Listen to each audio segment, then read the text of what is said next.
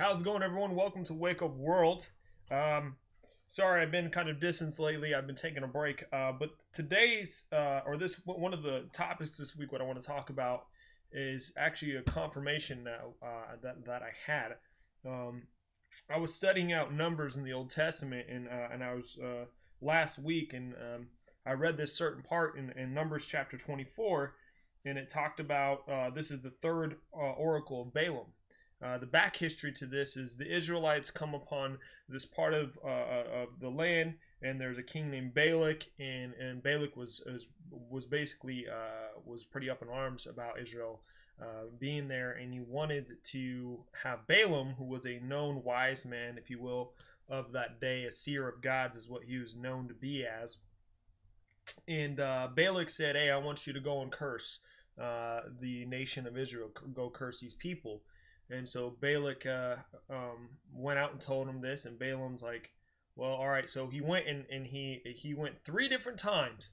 Three different times he got word from the living God, Yahweh, and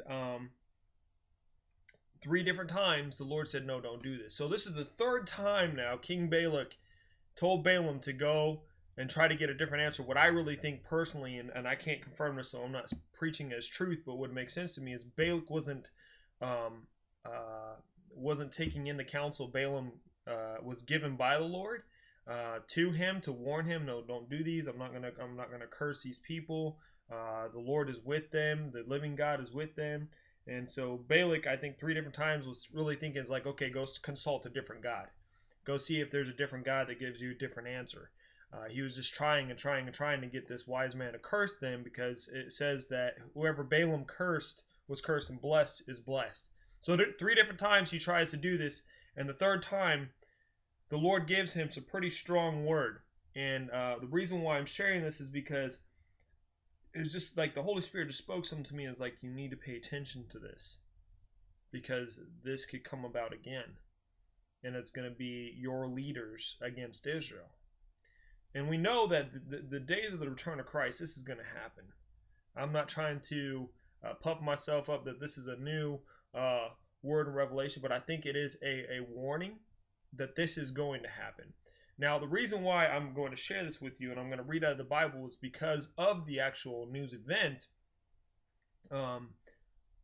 Benjamin Netanyahu, the prime minister of Israel, basically the president of Israel, or Jerusalem for that matter. So he basically one of the leaders of Israel, he refused to meet with Obama.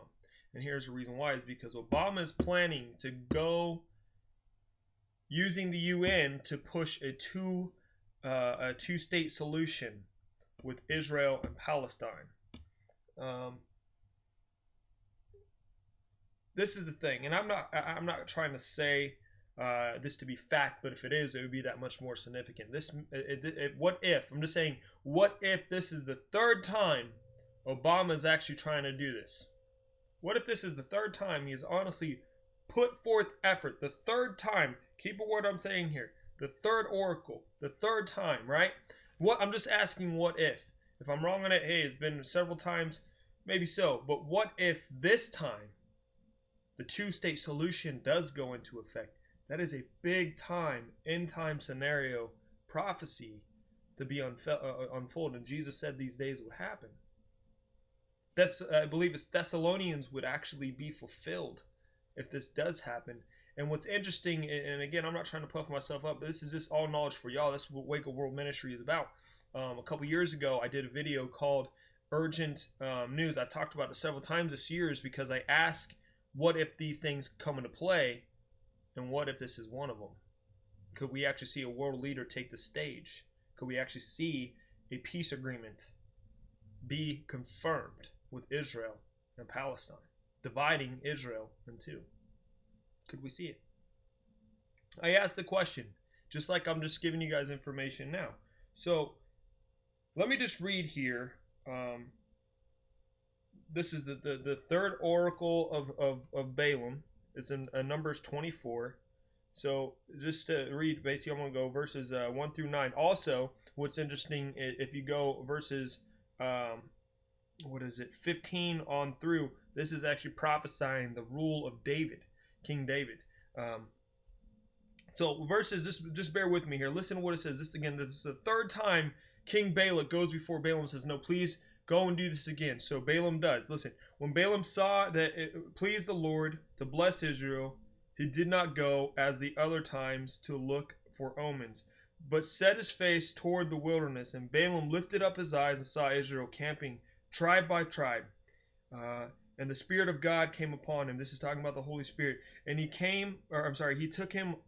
took up his discourse and said, the oracle of Balaam son of Beor, the oracle of the man whose eyes is open, the oracle of him who hears the words of God, who sees the vision of the Almighty falling down with his eyes uncovered. How lovely are the tents, O Jacob, your encampments, O Israel. Listen to this, like palm groves that stretch afar, like gardens beside the river, like aloes that the Lord has planted, like cedar trees beside the waters. Water shall flow from its buckets, and his seed shall be in many waters. His king shall be higher than Agag. Now this is starting the prophecy of David. But listen, his kingdom shall be exalted. God brings him out of Egypt, and is for him like the horns of the wild ox. And listen to this part. He shall eat up the nations, his adversaries. He shall break their bones in pieces, and pierce them with his arrows. He crouched, he lay down like a lion, and like a lioness, who rose him up. Blessed are those who bless you, and cursed are those who curse you. Stopping there. Okay, so I have so many notes in my Old Testament studies now. It's not funny. I got bookmarks all over the place. So now, just asking the question again. What if this is the third time? And I'm not going to confirm it for sure, because I think it is. It's somewhere around 3 or 4 times. But what if this does go into play? And what would this mean for our country? I'm going to say it exactly like this. I really felt an urgency that the Lord is trying to speak something to tell you all. That this is a warning. That if this does go through, you think our country is in bad standing now. It is nothing compared to the judgment that will come upon us. Those who follow the Lord, hey, we're stuck in this too. We're all part of this land too. Our country will see great judgment. So pray for our leaders, as hard as it is to for some of them, because they just act a fool. Pray that wise counsel, godly counsel, will fill their ears instead of corrupt counsel that will also affect the leaders under them. Heed me on this, people. Heed me on this, America. Heed me on this, oh Israel, the nation of Israel. I do not condone or support what my leaders do. And there's people that say, oh, well, we support Israel. No, we don't. We are trying to aid those who want to destroy her. We try to aid those who want to wipe them off the face of the earth. Exactly what the Bible talks about in the Old Testament. They have crafty counsel against you, O Israel. Peace be to Israel. I do not wish to curse you. I do not wish to stand against you.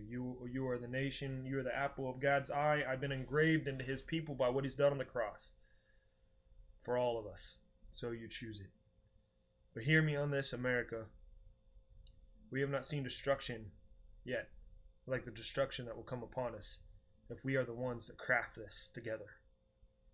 But it's also been told that this is the destiny of America, that we will be against Israel. It's been told by a few people, and I don't want to believe that. I want to believe that there are some leaders that actually have their head on their shoulders and they're thinking straight. But this is a time that we need to pray for our country. Join Pastor Sylvester Bland, who is a great friend of mine, also the pastor that ordained me, with on the 4th of every month, pray for our nation. If you can't go to City Hall, check out United Saints of America Home Churches International, Pastor Sylvester Bland. Every 4th they go to pray at City Halls for our country, for leadership, for guidance, where we need to go. God bless you all. Please share this video. I don't do this to get glorification or anything like that, but just to get the word out there, to get the truth out there. God bless you all.